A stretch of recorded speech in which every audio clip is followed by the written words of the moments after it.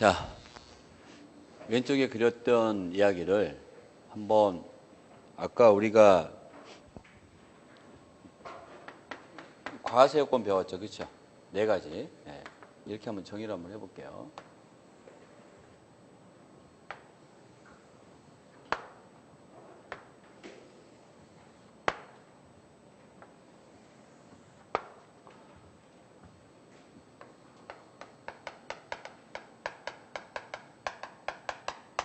과세 대상은 뭘까요? 부가세. 뭐죠, 그렇죠?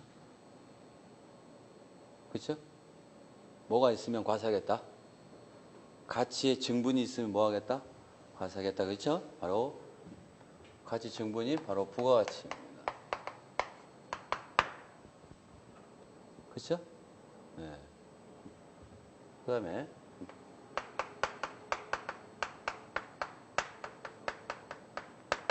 납세 의무자는 누구일까요? 납세 의무자. 부가가치를 창출한 자가 되겠죠. 그럼 부가가치는 무슨 세예요? 간접세입니다. 간접세가 뭐예요? 간접세의 정의는 이제 납세 의무자가 누군지 아시겠죠? 세금을 뭐 납부해야 되는 자 일단은 납세 의무자와 실질적으로 부담하는 뭐가 다르다? 담세자가 다르다. 이걸 간접세라 합니다. 납세 의무자와 담세자 같으면 우리가 직접세라고 그러는 거고요. 자, 그리고 특히 간접세이면서 간접 소비세라는 표현을 많이 씁니다. 이건 뭐냐? 담세자가 결국 누구일 때? 소비자일 때 우리는 간접 소비세입니다. 이렇게 부르는 거예요. 자, 잘 들어보세요, 여러분. 뭐 이왕 나왔으니까 한번 이야기해 볼까요? 간접세 메커니즘은 이런 겁니다. 자, 슈퍼에서 내가 1,000원짜리 물건을 사요. 근데 1,000원만 갖고 왔다 죽었다 이거 물건 못 사죠. 그쵸? 네. 1,000원 가지고 이거 물건을 못 사요. 슈퍼 주인이 얼마 달라고 할까요? 1,100원 달라고 하죠. 그쵸? 나는 못 주죠. 그죠? 아니, 사장님 물건값 1,000원인데 왜 1,100원 달라고 합니까? 아, 그거 부가세라고 있습니다. 이렇게 해야겠죠. 그쵸? 아무도 모르는 세법 지식이 전혀 없는 나라 가정이 있을 때 슈퍼 주인이 그걸 뭐라고 그래요? 부가세라고 이야기할 거 아니에요. 그치? 내가 부가세가 뭐요? 그 세금입니다. 무슨 세요? 소비세입니다. 우리나라에는 소비세라는 제도가 있습니다. 그렇죠? 물건을 소비하면 소비한 물건값의 10%를 세금으로 부담하셔야 됩니다. 이런 법이 있습니다. 그냥 물어보겠죠. 주변 사람들한테. 이때. 그 다음에 내가 못마땅한 건 뭐예요? 내가 왜 슈퍼 주인에게 줘야 되느냐? 이게 못마땅한 거죠. 그래요. 그럼 슈퍼 주인 저한테 주지 마세요. 저한테 얼마만 주고요? 1,000원만 주고요. 손님께서 납부하세요. 이렇게 운행하면 어떻게 될까요? 그러면 할 수도 있어요. 그렇죠?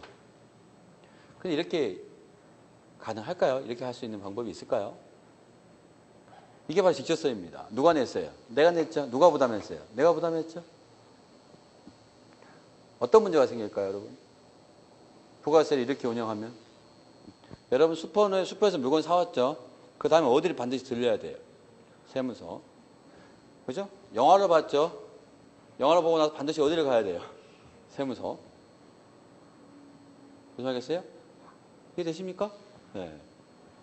그럼 세무서는 엄청난 사람들이 기다리고 있겠죠, 그렇죠? 물론 뭐 전자적인 방법은 그렇죠? 네. 내는 사람이 많겠어요? 안 내는 사람이 많겠어요? 안 내는 사람이 많겠죠, 그렇죠? 네. 그냥 알 수가 없어요. 그래서 현행 부가세는 어떤 체제?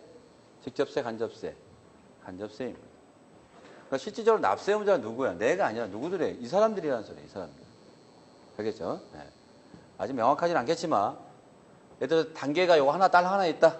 이렇게 했을 때 부가세가 얼마가 될까요? 그러면 앞에가 없고 180원이죠. 그렇죠? 예, 누가 내는 거예요? C가 낸다 이 말, C. 그래서 C가 뭐가 되는 거예요? 납세 의무자입니다. 제가 뭘 했기 때문에 저 사람들이 부가가치를 창출했기 때문에.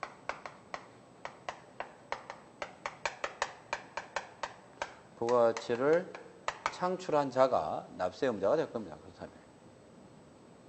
그렇죠, 여러분? 그 다음에 과세 표준을 한번 가볼게요. 제가 아까 과세 표준이란 뭐다? 뭐의 크기? 이 과세 대상의 크기. 부가세는 100% 종가세입니다. 과세 대상 크기를 뭘로 파악한다? 뭘로 파악한다? 가액. 그렇죠? 네. 그러면 종가세인 부가세 과표는 뭘까요? 뒤에다 뭐만 붙이면 돼요, 항상. 부가가치. 가액. 근데 가치나 가액이 같은 말이죠. 그렇죠? 그러니까 부가가치 자체가 돼버리는 거예요. 이렇게. 그렇죠? 네. 자, 이제 납부세가 어떻게 구해요? 모든 세법에 납부세가 어떻게 구하더라? 뭐 곱하기 뭐? 과표 곱하기?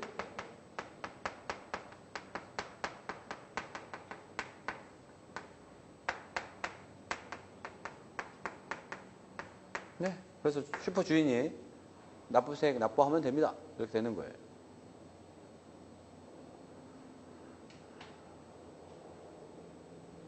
세율이 마침 얼마니까?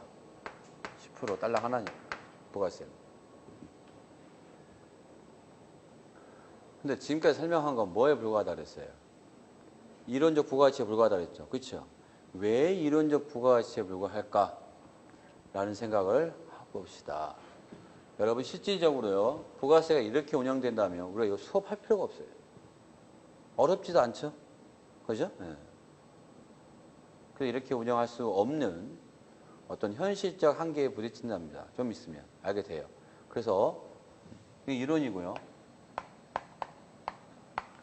현재 우리나라 부가가치세제는요. 지금 제가 뭘 이야기하고 있는 거냐면 부가세 과세 방법에 대해서 이야기하고 있습니다. 부가가치세를 어떻게 과세할 것이냐 어떤 과세 기술적인 측면에서 현행 부가세제는 이런 이론적인 부가세제를 적용하고 있지 않다 이런 말입니다. 그렇죠? 네. 그러면 현행 부가세 과세 방법이 뭐냐?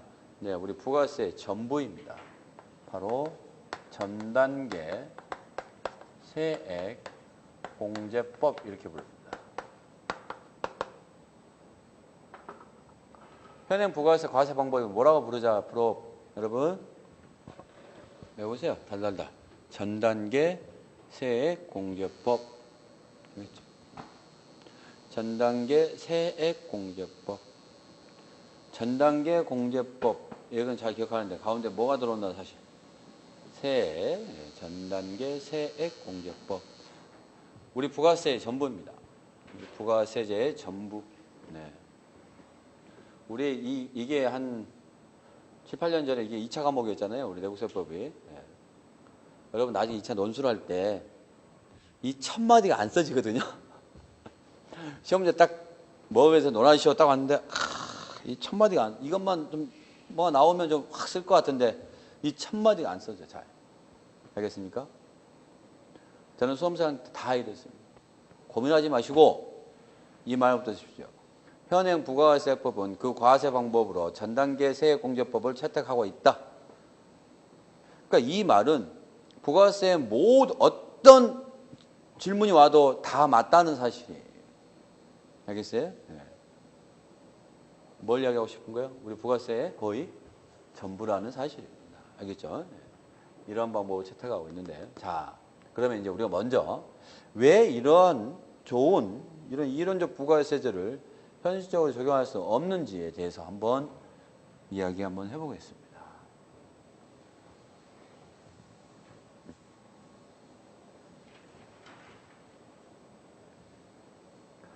삼성전자가요. 스마트 TV를 오늘 여기 삼성전자 수원 기흥 공장에서 1000대를 만들어 놨습니다. 몇 대요? 1000대. 자, 부가가치 창출했을까 안 했을까요? 저는 분명히 부가가치라고 이야기했습니다.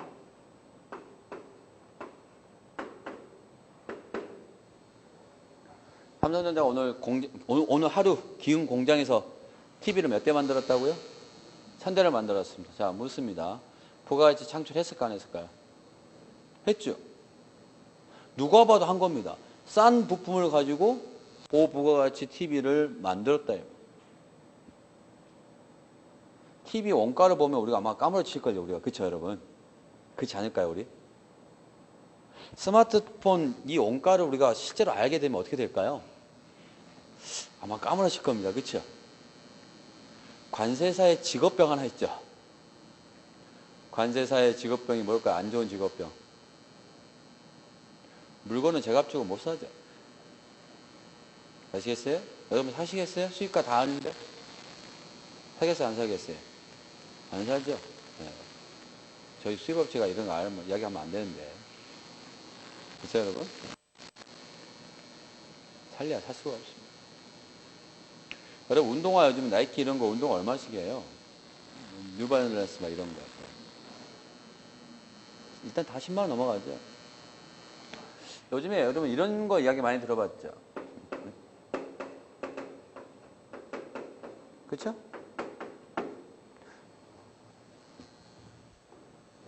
저희도 이제 병행 수입 업체가 꽤 많습니다. 저희 거래처에. 이분들이 나이키 이런 신발들을 어디서 사오냐면요. 저기, 그 지역이 갑자기 생각 안 나네. 미국이 어디지? 갑자기 생각 안 나네. 플로리다, 그쵸? 네. 미국의 플로리다 가면 우리처럼 창고형 할인마트가 있대요. 알겠어요? 거기서 물건을 띄어다가요. 파나마 운하를 통해서요. 컨테이너로요. 와요. 알겠습니까? 어디까지요? 한국까지 와요. 그렇죠? 네. 그리고 팔 때도 쉽게 말해서 상표권자가 파는 정품보다는 조금 더 싸게 팔죠. 네. 그래도 많이 남습니다. 남는다 안 남는다? 많이 남습니다. 알겠어요? 네. 그 다음에 폴로 브랜드가 지금 많이 가치가 떨어졌지만 한 3, 4년 전까지만 해도 애들 돌잔치 선물이나 이런 걸로 가장 인기 있는 게 바로 백화점 폴로 셔츠, 폴로 이런 거였습니다. 솔직히. 그쵸? 네. 애들 게 더 비싸죠? 그죠? 네. 우리나라 사람들이 인도네시아 가면요. 애들 거 있잖아요. 애가 4살 때 입을 옷, 애가 5살 때 입을 옷, 애가 6살 때 입을 옷, 애가 학교 갈 때 입을 옷, 온갖 폴로는 다 사옵니다. 알겠어요? 백화점에 한 15만 원 줘야 될 거 거기서 얼마면 사요? 2만 원이면 삽니다. 알겠어요, 여러분? 네. 여러분, 얼마 전에 TV에서 보니까 요즘에 그 인기 있는 그 뭐 캐나다 구스? 그쵸? 참, 이거, 이 세상 많아? 우리나라 사람들. 그쵸? 제가 보여드릴까요? 얼마에 들어오는지? 여러분? 네. 이게 바로 우리 관세사의 직업병입니다. 알겠어요? 면세점에서도 못 사요, 우리는. 그쵸, 여러분? 네. 자, 물론 이제 이분들은 이제 그 매장을 갖고 있거나 어떤 그런 비용들이 많이 들어가겠죠. 그렇죠? 뭐 백화점 스스로가 나간다든지. 예. 그래서 어떤 그런 게 있지만 이제 순수하게 물건값만 갖고는 저는 도저히 살 수가 없겠더라고요. 저 같은 거. 그죠? 예. 저희 와이프가 그럽니다. 아니, 연애할 때는 꼬시려고 비싼 것도 많이 사주니 왜 결혼할 때는 하나도 안 사주니?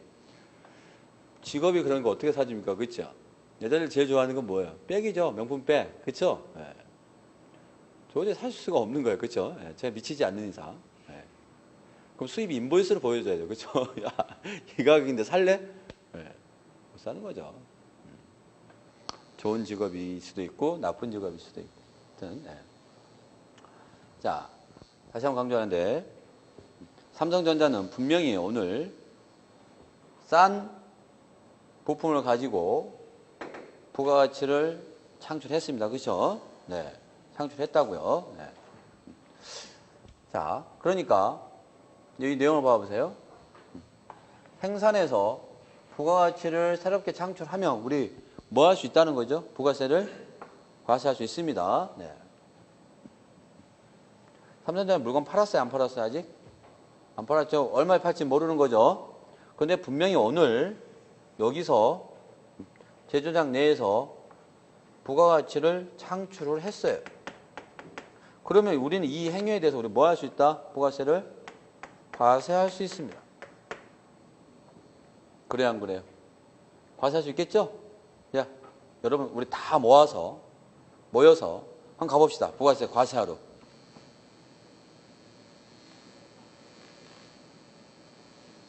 일단 우리 뭘 구해야 될까요? 삼성전자가 오늘 부가가치를 얼마나 창출해, TV 한 대의 부가가치가 얼마인지 알아내야 되겠죠. 그렇죠? 그렇죠? 네. 어떻게 알아낼 수 있을까요? 알아낼 수는 있습니다. 봐보세요. 아까요, B가 물건값 얼마에 산 거예요? 1,000원에 사가지고 얼마에 팔았어요? 1,500원 팔았죠. B 부가가치가 얼마라고 그랬어요? 500이라고 했죠. 이 500이 뭘로 구성된지만 알면 우리가 구할 수 있겠네요. 이게 부가가치니까. 그렇죠? 500은 뭘로 이루어졌을까요? 500은? 이 중간재 1,000원짜리 물건값 빼고 나머지 기타 뭐? 비용. 그럼 또 이 안에 뭐가 포함돼? 자기의 마진, 이윤도 포함됐겠죠. 그렇죠? 기업의 가장 대표적인 비용은 뭐예요? 우리가 어렸을 때 많이 들어봤죠. 그렇죠? 경제학 언론이나 우리 사회시간 이런 데서 우리가 기업의 가장 대표적인 비용 뭐 들어봤어요? 임금, 지대, 이자, 뭐 기타 이런 게 있겠죠. 그렇죠? 그래 안 그래요? 간접 비용으로 하면 감가상각자산 이런 것까지 계산해 봐야 되겠죠. 그렇죠? 어찌됐든 간에 오늘 삼성전자는 분명히 여러분 아까 저한테 얘기했습니다. TV 1000대에 대해서 부가가치를 했다 안 했다? 창출했다 안 했다? 했죠. 네, 했습니다. 근데 이거 물건 팔았어요 안 팔았어요? 안 팔았음에도 불구하고 우리는 뭘 해야 돼요? 부가세를 과세할 수 있어야 되는 겁니다. 그래서 과세하러 가요. 그런데 우리 얼마에 판지를 아직 모르니까 반대로 우리는 뭘 알아내야 돼요? 야, 오늘 이 1000대분에 대한 임대는 얼마냐? 임금은 얼마냐? 지대는 얼마일 거 아니? 이자는 얼마 정도 들어갔니? 그 다음에 또 기타 비용은 얼마 들어갔니? 기계의 감가상각비가 얼마냐? 구하려면 구할 수 있겠죠. 그렇죠? 회계사들이 개인이 존재합니까? 그렇죠? 네. 원가를 우리가 계산해 보면 됩니다. 근데 이제 문제가 하나 생겼어요. 이거는요. 이건 명확하지가 않죠, 여러분. 그래야 안 그래요? 얼마에 팔 겁니까? 밖에 우리 확인할 수밖에 없는 거죠. 그렇죠? 그래야 안 그래요? 마진은 얼마 생각하고 있습니까? 생각하고 있습니다. 네. 그렇죠? 네. 이건 또 상황에 따라 달라요. 경기가 좋으면 비싸게 팔 수 있는 거고 경기가 안 좋으면 낮게 팔 수 있는 거죠. 그렇죠? 이해되세요? 자, 이게 바로 이론적 부가가치입니다. 그래야 안 그래요? 여기 봐보세요. 여기 뭐만 하면 과세할 수 있다는 거예요. 여기서는. 부가가치만 뭐 하면? 창출하면 과세한다는 게 부가가치 정의예요. 알겠습니까? 네. 그러니까 아직 안 팔았어도 부가가치 창출해놨으면 우리 부가세를 과세할 수 있는 겁니다. 됐죠? 네. 근데 문제는 뭐예요? 구하기가 쉬워요? 어려워요? 어렵죠? 첫 번째 어떤 문제가 발생하냐면 바로 이 개념입니다. 이런 표현을 가끔 들을 거예요. 계산하는데 경제성이 낮다 이 말인 거죠. 알겠어요? 아니 부가세 요만큼 계산하려고 시간과 비용이 너무 많이 투여되는 거예요. 여러분 우리 여기 있는 사람 다 가도 삼성전자 오늘 하루에 부가가치 구할 수 있겠어요? 없겠어요? 쉬워요? 어려워요? 어렵죠? 구할 수도 있죠? 고급 인력 쓰면 됩니다. 회계사들, 회계법인도 투입하면 돼요. 공짜예요? 걔들 아마 시간당 30만 원씩 달라갈걸요? 한 명당? 무슨 말겠어요? 응. 그러니까 뭐보다? 배보다 배꼽이 더 커요. 걷어들이는 세금보다 세금 걷기 위한 시간과 비용이 너무 크다 이 말이에요. 그럼 이런 제도는 없는 게 낫죠. 우리나라 경제 전체 입장에서. 그렇죠? 그렇지 않겠어요? 네. 더군다나 이것도 부정확해요. 부정확하면 어떻게 돼요? 잠정체로 과세했다 나 확정되면 또 정정해야 되면 또 그런 또 시간이 발생하게 됩니다. 비용이 발생해요. 그래서 이렇게 할 수가 없더라. 알겠죠? 네. 여러분 머릿속에 뭐 막고 있습니다. 아, 뭐 때문에 안 되더라? 계산경제수 때문에 안 된다. 안 되더라. 그러면 이것도 적용할 수 없다. 그럼 어떻게 할 것이냐? 그런데요, 우리는 벌써 답을 알아요. 조금 전에 여러분이 저한테 너무 쉽게 A의 부가가치가 얼마라고 이야기했어요. 조금 전에. 1000이라고 이야기했죠. B의 부가가치가 얼마라고 이야기했어요. 500. C의 부가가치가 얼마라고 이야기했어요. 300. 근데 여러분 왜 그렇게 쉽게 이야기했죠? 뭘 알게 되면, 판매 가격을 알게 되면 우리 부가가치를 아주 쉽게 계산할 수 있습니다. 그렇죠? 그래야 안 그래요? 그렇죠? 네, 바로 그겁니다. 그래서 다시 정리해보면 바로 이겁니다. 봐보세요. 이론적 부가가치세제는 A가 물건 팔았어요? 안 팔았어요? 삼성전자에 아까. 삼성전자 물건 팔았어요? 안 팔았어요? 이론적 부가가치. 부가가치만 창출하면 과세할 수 있다는 소리죠. 그렇죠? 그렇죠? 근데 이게 불가능하다 그러죠. 그렇죠? 그런데 현행 부가세는 좀 더 쉽게 갑니다. 쉽게 가고 시간과 비용이 절약될 수 있는 방법이 뭘까 고민하다가 부가가치 창출할 때 그 시점에 과세하지 말고 조금 기다리자 이 말이에요. 언제까지? 팔 때까지. 그렇죠? 그래서 나중에 팔면 뭐 하자? 과세하면 되는 거죠. 그렇죠?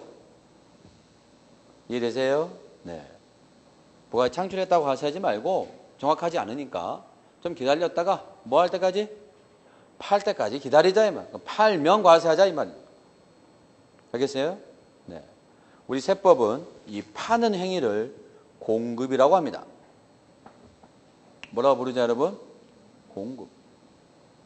알겠습니까? 네. 그러니까 요거죠. A가 B한테 뭘 하면 뭐 할 때까지? 공급할 때까지 기다렸다가 공급하면 뭐 하자? 과세하자. 자, 부가가치를 창출하면 과세한다 이 말이죠. 자, 이제는 뭐 하면 과세한다? 공급하면 과세합니다. 여러분, 사업을 위하여 우리가 공급할 수 있는 거 뭘까? 관세사는 뭘 공급할까요? 재화를 공급할까요? 서비스 용역을 공급할까요? 우리 용역이죠? 네. 그래서 현행 부가세법은 재화의 공급 또는 용역의 공급을 과세 대상으로 합니다. 이건 쉽게 현재 여러분 수준에서는 재화나 용역을 뭐 하면 뭐 할 때까지 기다렸다가 공급할 때까지 기다렸다가 뭐 하자? 과세하자. 이런 개념입니다. 알겠죠? 네. 자, 이제 납세 의무자로 가볼게요. A가 부가가치를 창출했어요. 과세할 수 있어요? 없어요? 없다 그랬죠? A가 뭘 하면 과세하겠다는 소리예요? 공급하면 과세하겠다는 소리입니다. 그렇죠? B도 마찬가지예요. B가 물건만 사놨다고 해서 과세할 수 있다 없다? 없다. 뭘 하면? 과세하면 공급하면 과세하겠다. C도 마찬가지입니다. 팔면 과세하겠다. 그래서 A, B, C가 이제 어떤 행위를 하면 과세한다 이제? 그렇죠. 납세 의무자 뭐라고 정해놨을까요? 재화 또는 용역의 공급자.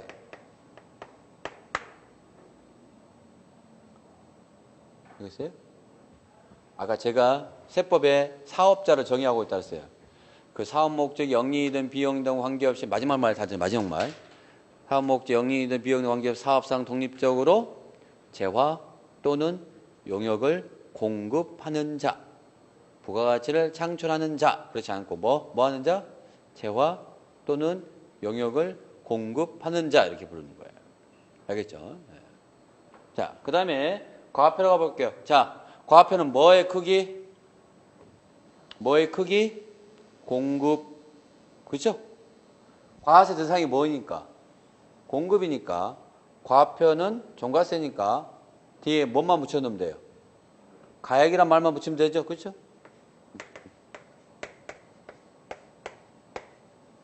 여기 생각. 현행 부가세 과세 표준은 뭐다? 공급 가액. 자, 이제 앞으로 저 앞에서 물건값이란 말은 절대 쓰기 없기입니다. 그렇죠? 물건값 대신 여기다 뭐라고 써야 돼요, 우리는 이제. 이거의 크기니까. 이게 공급이라면 이거의 크기가 뭘까요? 뭐라고 부르죠, 여러분? 공급 가액이라고 부르죠. 자, 이제 가볼게요. A가 B한테 얼마에 팔아요, 여러분? 1,000원에 팔죠? B가 C한테 얼마에 팔아요? 1,500. C가 소비자 얼마에 팔아요? 1,800. 자, 여기 바로 공급 가액인 겁니다. 알겠습니까? 이거 좀 죄송한데 좀 줄일게요. 이제 뭐 설명할 부분이 많아서.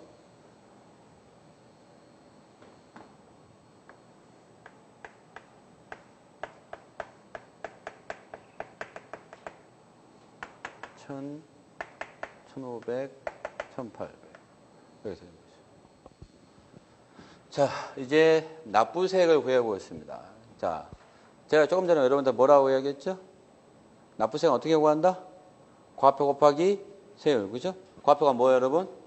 공급 가액이죠? 곱하기 세율 적용해 볼게요. 10%. 네. 자, 이게 뭐다, 여러분? 납부세액이라고 했죠.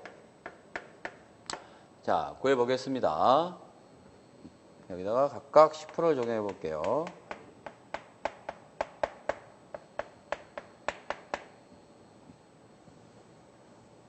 여기는 얼마가 될까요? 100. 그렇죠? 1,500 곱하기 10% 하면 얼마요? 150. 1,800 곱하기 10% 하면 얼마요? 180. 이상하네. 자, 다 더해보세요. 얼마예요? 430. 뭔가 좀 이상하죠? 그쵸? 여기까지 참 좋았는데. 그죠? 아주 편했죠? 팔면 과세하면 쉽게 구할 수 있었죠. 그렇죠? 근데 우리는 부가가치가 얼마인지 쉽게 볼 수가 있어요. B의 부가가치가 얼마예요? 500이죠. 근데 세금은 얼마가 돼버렸어요? 갑자기? 150이 됐죠. 그렇죠? 여러분 봐보세요. 여기서 여기까지 내려오는데 논리에 오류 있었어요? 없었어요? 하나도 없었죠. 그렇죠? 예. 근데 마지막에 오류가 생겨버렸네요. 그렇죠? 이걸 납부세액으로 하면 이게 납부세액이 뭐가 안 돼버려요, 여러분? 부가세가 아니죠. 이 그림에서 부가가치는 얼마예요? 이 전체 유통과정에서. 여러분, 생산 및 유통과정 중에 창출된 부가가치 합은 뭐와 일치하다? 이 전체 유통과정 중에 창출된 모든 부가가치 합은 항상 뭐과 일치한다? 최종 재화의 가액과 일치하게 되어 있습니다. A가 1,000 창출했고 B가 500 창출했고 C가 300 창출했습니다. 그러니까 합이 얼마가 되는 거예요? 1,800. 그래서 이 유통 과정 중에서 부가가치는 딱 하나밖에 없는 거예요. 얼마, 여러분? 180원밖에 없습니다. 근데 갑자기 얼마가 나와 있어요? 430원. 이런 건 뭐라 그러냐면 매상세라 그래요. 매상액의 10%. 매상세지. 이건 부가세가 아니에요. 알겠어요? 저 매상세는 저기 몰라도 됩니다. 상관없어요. 쉽게 말하면 매상세로 치부해버리는 거지. 뭔 아니다. 부가세는 아닌 겁니다. 네. 분명 부가세 아니죠? 네. 쉽게 가는 방법은 좋았는데 결론이 뭐가 안 돼버려요. 부가세가 안 되죠. 그렇죠? 네. 그럼 이것도 안 되고 이것도 안 되네요. 그렇죠? 그래야 한 거예요. 결론적으로 이것도 안 되고 이것도 안 되잖아요. 그렇죠? 네. 우리가 예를 들어서 빨리 가더라도 어디로 가야 돼요? 여기는 가야죠. 여기 부가세 정의니까. 방법이 어떻든 결과는 뭐 해야 한다? 부가세 해야 되죠? 네. 근데 빨리 가려고 했더니 이게 안 돼요. 이걸로 가려니 너무 힘들어. 그렇죠? 네. 이것도 안 되고 이것도 안 돼요. 그래서 이거에 오류를 한번 찾아봅니다. 알겠죠? 뭘 찾아보자? 이거에 오류를 한번 찾아보자. 너무 쉬워요. 아무것도 아니에요. 네. 지금 어거지로 막 만드는 거예요. 뭐 제가 만든 게 아니고. 그렇죠? 봐보세요. 이게 문제점은 뭘까? 한번 가만히 생각해 보면 이렇게 되는 거죠. 봐보세요. 이거는 부가세에 뭘 적용할 수 없었냐? 봐보세요, 여러분. 자, A, B, C입니다. A가 얼마에 팔았어요? 1000. B가 얼마에 팔죠? 1500. C가 얼마에 팔아요? 1800에 팔죠. 그럼 우리 세금 어떻게 과세한 거예요? 요거는? 요거 다 과세한 거고. 이거 다 과세한 거고. 이거 다 과세한 거죠. 그렇죠? 그런데요. 요거 1000은 A가 창출했죠. 그렇죠? 그럼 여기 1500 중에 요만큼 누가 창출한 거예요? A가 창출했죠. 그렇죠? 그다음에 여기서 1800 중에 1000도 여기 누가 창출했어요? A가 창출한 거예요.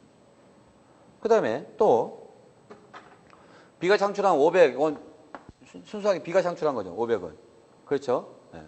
1800 중에 요 500도 역시 마찬가지 B가 창출한 거예요. 맨 위에 건 누가 창출했어요, 여러분? 300은 C가 창출한 거예요. 이렇게.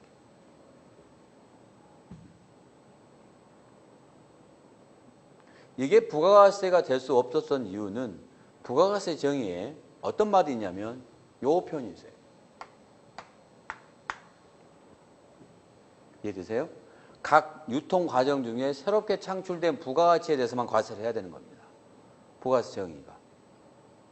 알겠죠? 네. 그러니까 우리는 부가세 정의를 명확하게 정의하고 갖고 있어야 되죠. 그게 요 말, 이거 이외의 말은 부가세가 아니에요. 알겠죠? 네. 우리 부가세를 배우고 있죠? 네. 그래서 이게 오류는 뭐냐? 이게 문제예요, 이게. B 단계에서 새롭게 창출한 건 500분이죠. 근데 우리는 뭐 또 과세해버렸어요? A 것도 과세해버렸죠. 이게 또 문제다. 그럼 어떻게 할 것이냐? 방법은 쉽죠? 좋아. 일단 다 과세하자. 대신 뭘 빼주자? 전부 다 과세하고 뭘 빼주면 돼요? 이거 빼주면 되죠. 그렇죠? 그 다음에 또 요만큼 빼주면 되죠. 그렇죠? 이걸 빼주면 얼마만 남아요? A, B, C만 남죠. 그렇죠? 이런 방법을 찾아보는 겁니다. 알겠어요? 네. 그런데요. 여기까지 올 때는 어떤 이론적 오류가 있었어요? 없었어요? 여기까지 올 때 이론적 오류 없었죠? 뭐 하면 과세하자? 공급하면 과세하자. 그럼 과세 대상이 뭐가 돼버린 거예요? 이제 공급이 돼버리죠. 부가가치를 창출하면 과세한다. 그게 아니라 뭐 할 때까지 기다리자. 공급할 때 기다렸다가 공급하면 과세하자. 그러니까 뭐가 과세 대상이 되는 거예요? 이제 공급이 과세 대상이 되는 거예요. 알겠죠? 그래서 과표가 뭐가 되는 거예요? 뭐의 크기? 공급의 크기. 그리고 과표에 세율 적용하면 뭐가 되는 거예요? 납부세. 그렇죠? 우리 이게 얼마이기를 기다렸는데 180일을 기대했는데 이게 얼마가 돼버렸어요? 430이 돼버린 거예요. 그러니까 여기까지는 오류가 있어요? 없어요? 부가가세가 아닐 뿐이지 이론상 오류 있어요? 없어요? 없잖아요. 얘가 그대로 두는 거예요. 알겠어요? 얘가 그대로 두고 이걸 해결할 수 있는 다른 방법을 추가로 찾는 겁니다. 알겠습니까? 네. 그러니까 결국 첫째 중요한 건 공급가액인 과표에 세율을 적용하는 것을 납부세액이라고 하면 돼요? 안 될까요? 일단 우리는 안 된다는 사실. 이게 부가세의 가장 큰 특징 중에 하나입니다. 여러분 알겠죠? 여러분들 세법을 이제 뭐 접하신 분도 있겠지만 좀 거의 다 처음 접하시는 분이죠. 그렇죠? 어떻게 조세가 납부세액을 구할 때 과표에 세율을 적용했는데 납부세액이 안 되는 게 참 신기한 거라고요. 알겠습니까? 네. 관세는 어떻게 하고 해요? 관세의 과세표준에 관세를 적용하면 관세가 나옵니다. 개별세는 어떻게 해요? 과표에 세율 적용하면 나온다고요. 근데 유독 부가세만 과표에 세율을 적용하면 이게 납부세액을 해버리면 큰일 나죠. 그렇죠? 납부세액을 해버리면 이게 뭐가 돼버려요? 매상세가 되는 것이 뭐가 안 되는 거예요. 부가세가 안 되는 겁니다. 그래서 일단 우리 세법은 첫째, 이게 중요합니다. 다른 세법과 달리 과표에 세율을 적용하면 뭐가 아니다? 납부세액이 아닙니다. 라는 사실입니다. 알겠어요? 네. 그러면 과표에 세율을 적용해서 계산한 금액이 납부세액이 아닙니다. 라고 그냥 놔둘 수도 있고 뭐라고 다르게 좀 부르고 싶죠. 뭐라고 좀 부르고 싶어요. 그렇죠? 과표에 세율을 적용한 건 뭐라고 좀 부르야 좀 편하지 않겠어요, 앞으로? 그렇죠? 예. 자, 여러분 이름이 왜 여러분 이름이에요? 지금 그 이야기 하는 겁니다. 알겠어요? 가서요. 다른 세법에서는 과표에 세율을 적용한 건 뭐라고 불러요? 납부세액이라고 하자 이렇게 약속을 한 거예요. 그렇죠? 납부세액이라 명칭을 해준 거예요. 근데 부가세법은 과표에 세율을 적용한 게 납부세액이 아닌 걸로 하자 이렇게 하기는 좀 이상하잖아요. 그렇죠? 저것도 뭐라고 명칭을 하나 불려주고 싶은 거야. 붙여주고 싶다. 그렇죠? 네. 이해되세요? 네. 납부세액이 아니야. 이건 별명인 거고 애에 정식 이름을 하나 붙여주고 싶은 겁니다. 그래서 이름 하나 붙이기로 약속을 한 거예요. 자, 봐보세요. 이 차는 A에 뭐과 관련됐어요? 매출과 관련됐어요? 매입과 관련됐어요? 매출액이죠. 매출액의 10%죠. 그 이걸 뭐라고 부르죠? 그렇죠. 매출세액이라고 부르죠.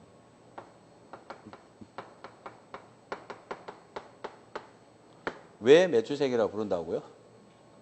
그냥 그렇게 부르자고 하는 거예요. 궁금해하는 건 안 됩니다. 이거는. 네. 자, 그래서 우리 세법은 공급가액인 과표에 세율을 적용한 거를 납부세액이라 하지 말고 뭐라고 하자? 그거를 뭐라고 부르자? 네, 매출세액이라고 부르는 겁니다.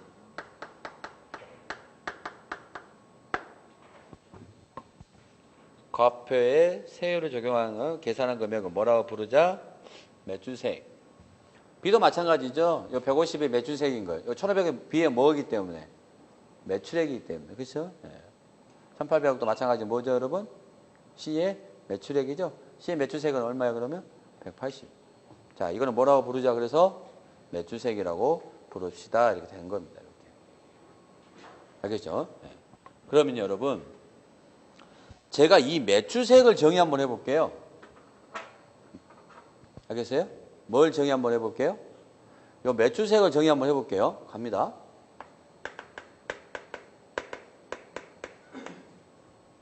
뭘 정의합니까? 매출세액. 봐보세요. 만나보세요.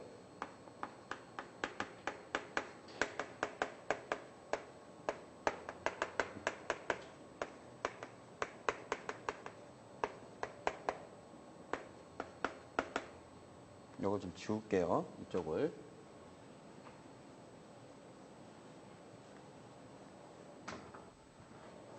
자기 단계까지 창출되어 누적된 모든 부가가치에 대한 세액.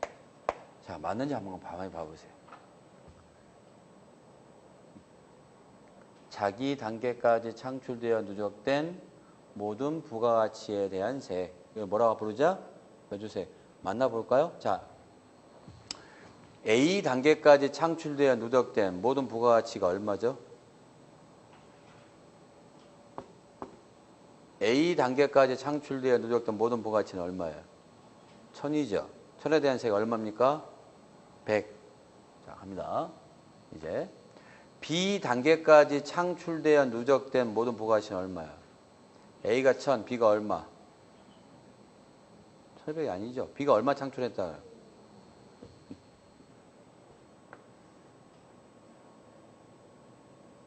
우리 부가가치만 계산하세요. 부가가치만. A가 1000, B가 얼마? 500. 누적된 거 얼마야, 그러면? 1500. 자, C 단계까지 창출되어 누적된 모든 부가가치 얼마? A가 1000, B가 500, C가 300. 1800이죠. 에 대한 세액. 맞나요? 맞죠? 맞아, 안 맞아? 맞죠? 바로 이 그림을 설명하고 있는 겁니다, 요거. 그렇죠? 가만히 봐보세요. A 단계에 창출된 부가가치 얼마예요? 1000. B 단계까지 창출된 누적된 모든 부가가치 얼마예요? 1500. C 단계까지 창출된 누적된 모든 부가가치 얼마예요? 1800. 그렇죠? 에 대한 세액 뭐죠, 바로? 매출세액이죠? 맞아요, 안 맞아요? 맞죠? 네. 제가 지금 어려운 이야기 하고 있는 건 아니죠, 여러분. 네. 자, 그 다음에 이 말은 같은 말입니다. 요 말은요, 봐보세요. 어떻게 써볼까요? 자기 단계에 새롭게 창출된 부가가치 대한 세액과 더하기 자기 전 단계까지 창출되어 누적된 모든 부가가치에 대한 세액. 이 두 개를 더한 것과 같은 값이 나오는 겁니다. 맞는지 한번 봐보세요. 같은 말일까요? 다른 말일까요? 맞는 말이죠. 가볼까요? 자, 여기 쉽게 여기 갑시다. 자, A 자기 단계 설계 창출된 부가가치 얼마예요? 1000이죠. 자기 전 단계까지 창출된 누적된 모든 부가가치 합은 얼마예요? 없죠? 1000. 자, B 가봅니다.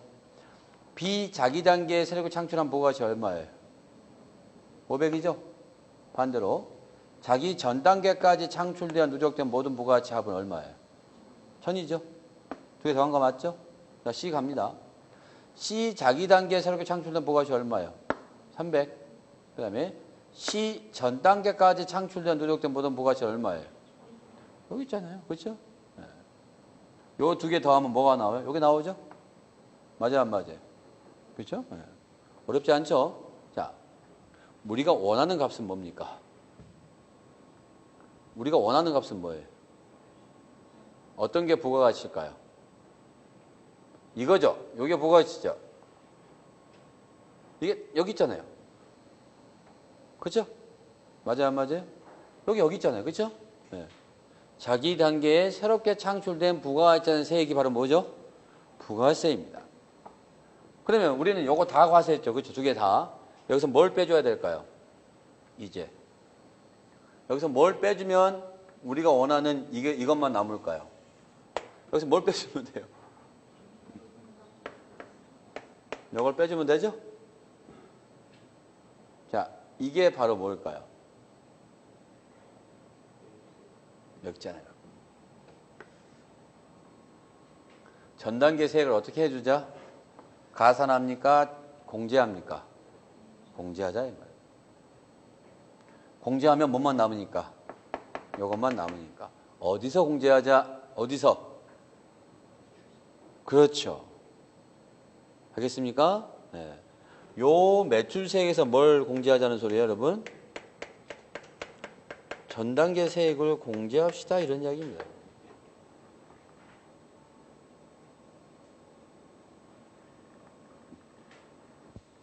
이해되시죠? 네. 그러면요. 여기서 한번 가만히 봐볼게요, 여러분. 봐보세요. 요걸 아까 우리가 뭐라고 부른다고 그랬어요? 매출세액이라고 부른다고 그랬죠. 그렇죠? 그러면 A한테 매입세가 적용해 봅시다. A 전 단계까지 창출되어 누적된 모든 부가가치는 얼마예요? 빵이죠. 매입세 얼마일까요, 얘는? 빵이죠. 자, 이제 B 갑니다. B의 전 단계 세액은 얼마일까요? B 전 단계까지 창출 누적된 모든 부가가치는 얼마예요? 1000이죠. 1000에 대한 세액이니까 얼마일까요, 그러면? 100이겠죠. 그렇죠? 그 다음 C 갑니다. C 전 단계까지 창출된 누적된 모든 부가가치는 얼마예요? 1500이죠. 1500에 대한 세액 얼마일까요? 150이죠. 그렇죠? 이걸 어떻게 하자고요? 이걸 어떻게 하자고요? 더하자, 빼자. 어디서? 매출세액에서 뺍니다. 빼. 그죠? 쉽게 말하면 빼. 근데 뺀다는 말을 쓰지 말려고 그러죠. 뭐 하자? 공제하자. 공제를 한번 해보겠습니다. 100에서 빵, 얼마? 100. 150에서 100 빼니까 얼마요? 50. 150 빼니까 얼마요? 30. 오, 이제 나왔네. 얼마죠, 여러분? 180. 자, 이걸 이제 뭐라고 불러요, 여러분? 이걸 뭐라고 불러요, 여러분? 전 단계 세액. 알겠죠? 그런데 전 단계 세액은요. 법 조문 안에서는 눈 씻고 찾아봐도 없어요. 알겠어요? 이게 누가 이야기하는 거예요?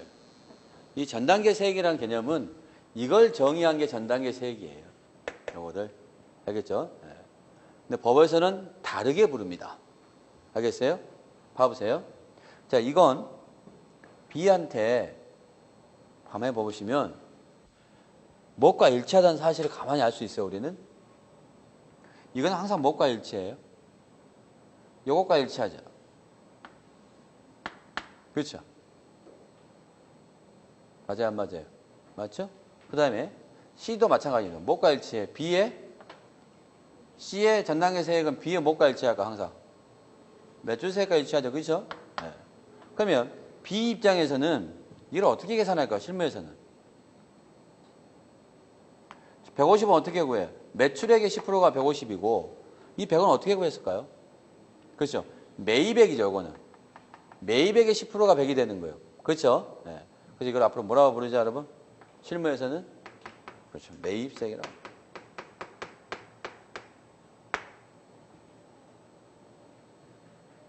그래서 현행 부가가치세법은 납부세액을 어떻게 구한다? 매출세액에서 매입세액을 뭐해서? 공제해서 납부세액을 구합니다. 이게 우리 부가세법의 가장 큰 특징입니다. 그래서 이 전단계 세액이라는 표현을 쓰지 말고 이제 앞으로 실무에 쓰고 있는 매입세액이라고 할 겁니다.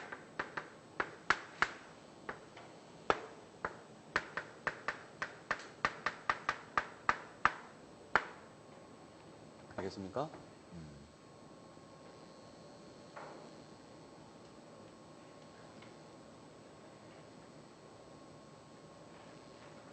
자, 이제 여러분한테 질문합니다.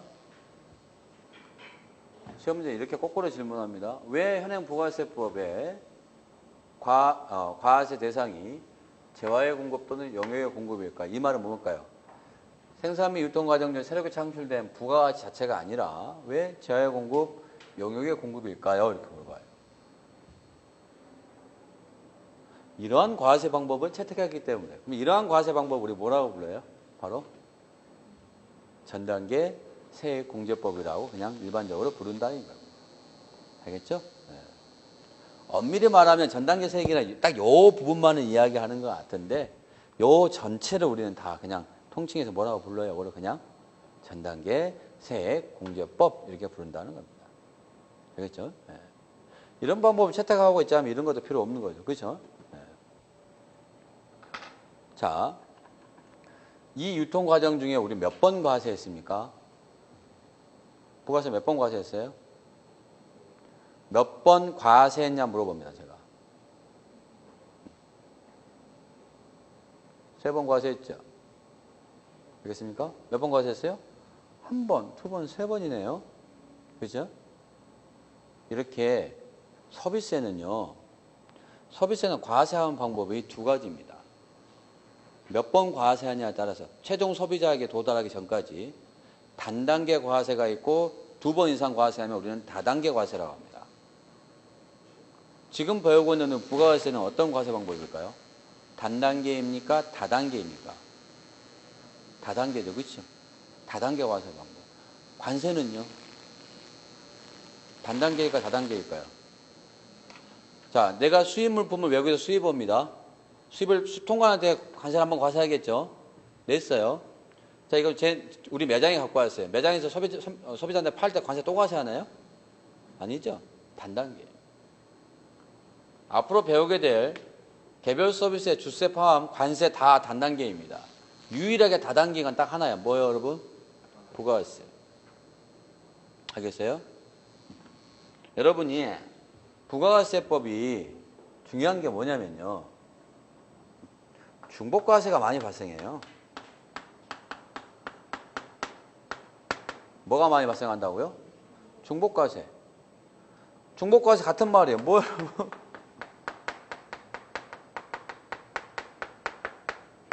그렇죠? 중복과세는 뭐예요? 몇 번 이상 과세한다는 거예요? 2번 이상 과세한다는 소리입니다. 그렇죠? 네. 이런 중복과세는 관세처럼 단단계 과세에서 많이 발생할까요? 다단계 과세에서 많이 발생할까요? 다단계 과세에 많이 발생하죠. 그렇죠?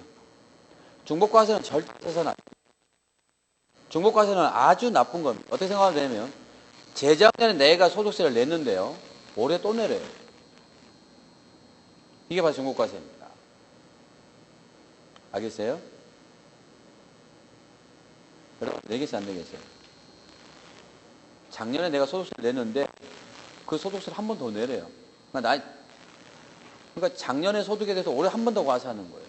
그런 거 우리가 뭐라 그래요, 여러분? 중복과세라고 하는 겁니다. 말이 돼요, 안 돼요? 안 되죠. 부가세 여러분들 묻는 거예요. 부가세는 분명히 다단계 과세를 채택하고 있습니다. 보여드렸잖아요. 벌써 여기서 몇 번 과세했어요? 부가세를. 3번 과세하죠. 과세하냐만 물어본 거예요, 제가. 과세. 네.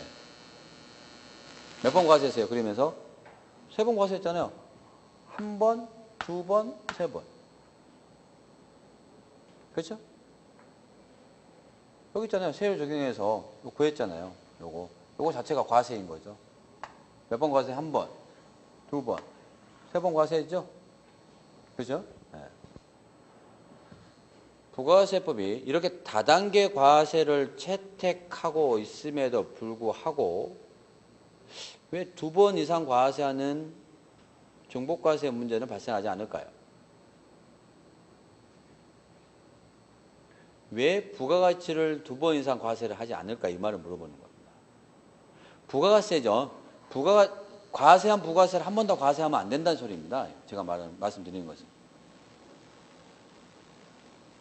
과세한 소득에 대해서 한 번 더 과세하면 안 되듯이 부가가치를 과세하는 조세잖아요. 궁극적으로. 부가가치를 2번 과세하면 안 된다는 소리예요. 그러니까 A가 1000을 창출했죠. 이걸 2번 과세하면 안 된다고. 딱 한 번만 과세해야 된다고요. B가 얼마 창출했어? 500 창출했죠. 이 500을 또 과세하면 안 된다. 한 번만 과세해야 된다. 근데 여러분, 부가세는 다단계 과세 채택하고 있어요. 다단계 과세. 근데 왜 중복과세 문제가 발생하지 않느냐고요. 크게 말씀해 주세요. 맞는 말인 것 같아요. 그렇죠. 뭘 해주기 때문에? 매입세액 공제, 즉 전단계 세액 공제를 해주기 때문에 그렇습니다. 무슨 말 알겠어요? 자, 여러분 중복과세 개념이 아주 중요해요. 우리 세법에서. 근데 어렵지는 않아요. 제가 아주 계속 이야기할 겁니다. 자, 여러분들 말씀드립니다. 부가세를 중복과세만 안 하면 되는 겁니다. 알겠죠? 자, 아까 이렇게 과세했죠. 우리 부가세 이렇게 과세하죠. 그렇죠? 중복과세 있습니까? 없습니까? 있죠. 이건 1번, 2번, 3번이나 2번이나 더 과세하게 됩니다. 그렇죠? 저는 부가가치를 이야기하는 겁니다.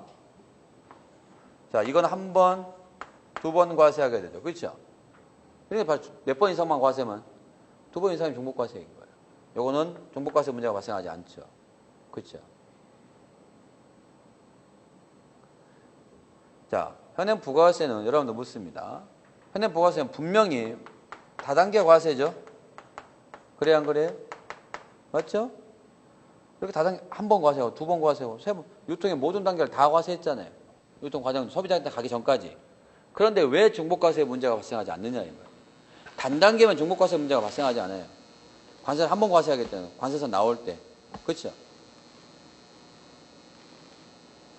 왜 부가세가 다단계 과세임에도 불구하고 중복과세 문제가 발생하지 않느냐라고 했을 때 항상 중복과세 문제가 발생했죠.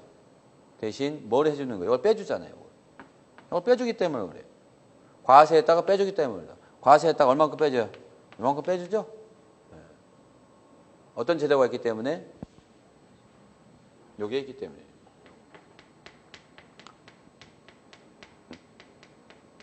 오늘 다 잊어먹고 이 한마디만 기억하면 됩니다.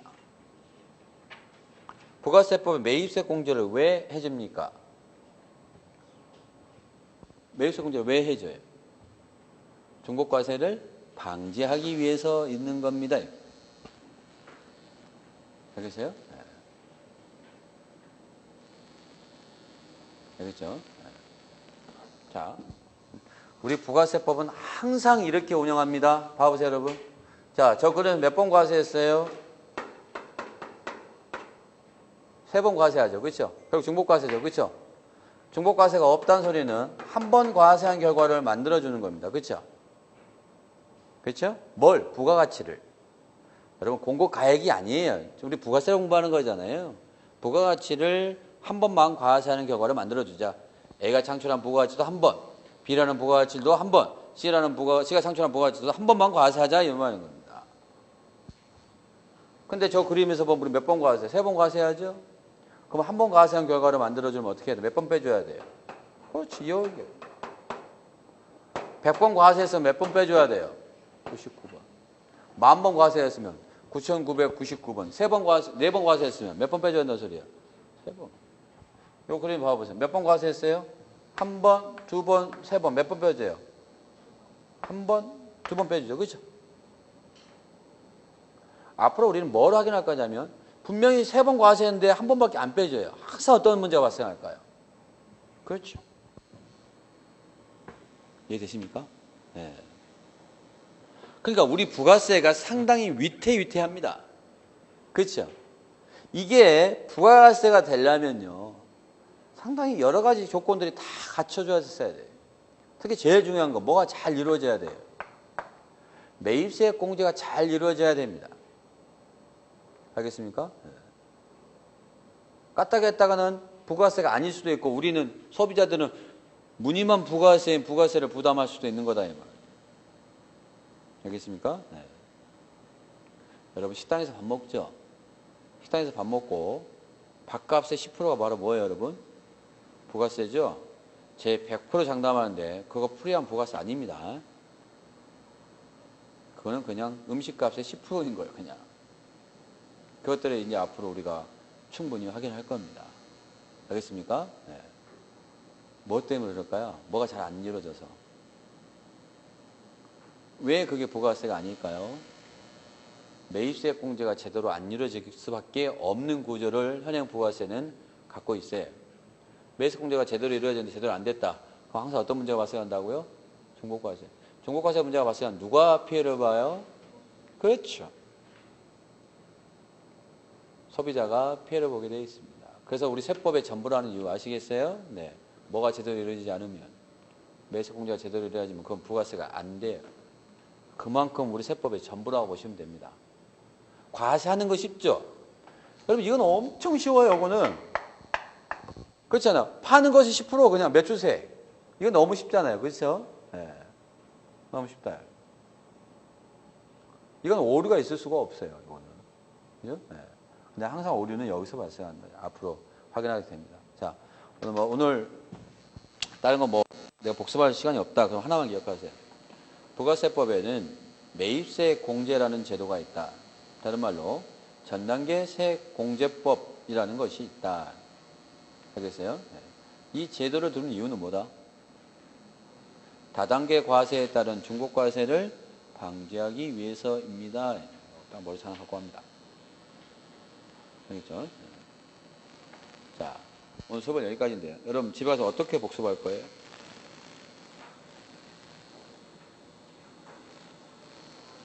뭘 복습해요, 여러분? 오늘 배운 거 다 한번 이해하는 거죠, 그렇죠? 네. 그런데 그런 걸 기억하는 게 아니라요. 저 만나서 처음부터 어떤 이야기를 했고, 뭐 수업의 순서는 뭐더라 이런 게 중요한 겁니다. 핵심적인 거. 제가 오늘 딱 여러분한테 3가지 알려드렸거든요, 저는. 첫째, 조세 법정주의 알려드렸죠. 그 다음에 조세법의 체계, 원칙과 특례, 그 다음에 뭐 전단계 세액공제법 딱 3개 알려드렸거든요, 저는. 아, 오늘 몇 가지 배웠다? 3가지. 예, 그렇지. 오늘 3가지를 배웠지. 그 다음에 첫 번째는 뭐더라? 두 번째는 뭐더라? 여기 좁혀 들어가는 겁니다. 알겠죠? 예. 그러니까 여러분은 제가 여러분을 가끔 이렇게 물어봅니다. 혹시 여기 어떻게 오셨어요? 오늘 여기 어떻게 오셨어요? 오늘. 예. 그렇죠. 예. 여러분 시험 문제는요. 여러분 여기 어떻게 오셨어요? 이거를 5페이지 쓰라는 내용이에요. 알겠습니까? 논술이란 뭐다? 여기 어떻게 오셨어를 5페이지 쓰라는 게 바로 논술인 겁니다. 그렇죠? 네. 그럼 뭘 더 썰을 더 풀고 싶어? 뭐예요, 여러분? 왔을 때 일이죠, 그렇죠? 집에서 나올 때 고민을 했다. 운동화를 신고 할까, 구두를 신고 할까, 오늘 어떤 옷을 입을까 고민했었다. 여기 와서 기억하는 거예요, 이제. 내가 과거에 했던 거를, 그렇죠? 그러다 집에 나오려면 엄마가 불러서 용돈 10,000원 줘서 기분이 좋았다. 그냥 열심히 살렸는데 평상시에 문이 닫혀있던 가게가 오늘 열어있네? 주인님 다 휴가 갔다 오셨나? 이런 생각을 했다. 뭔 알겠어요? 혹시 기억할 수 있겠어요, 여러분? 있겠어요, 오늘? 네, 그거 기억하는 거. 자, 여러분 집에 가세요. 오늘 3시간 강의했거든요. 3시간 동안 제가 뭘 했는지 다 기억할 수 있어요? 뭔 말을 했는지? 그걸 기억하는 게 복습인 거예요. 사실. 내 노트에 내가 내 마음대로 쓴 게 공부가 아니라고요. 알겠습니까? 네. 그러니까 일단은 여러분이 강의를 들을 때는 그런 식으로 복습을 하는 거고요. 나중에 여러분 혼자 공부하겠죠. 이제 강의 다 들었으면 집에 독서관에서. 오늘 공부한 거 다음날 복습할 때는 오늘 내가 그렇지. 그 당시에 내가 이걸 왜 이렇게 정리를 했지. 이 과정을 다시 기억해야 되는 거예요. 그게 바로 저의 오래 기억하는 노하우입니다. 저는 그랬거든요. 네. 이해되세요? 뭔 말인지는 조금 알아들을 수 있을 거예요. 그렇죠? 네. 그래야 논술을 할 수가 있어요. 쓸 수가 있어요. 알겠죠? 네. 알겠습니다. 여러분, 뭐, 이런 거 이야기는 차츰, 만나면서 이야기를 하기로 하고요. 첫 수업 반가웠고요. 네. 저희 수업이 언제죠? 토요일 날이죠? 토요일 날 오후 2시인가요? 네. 그때 뵙겠습니다. 수고하셨습니다.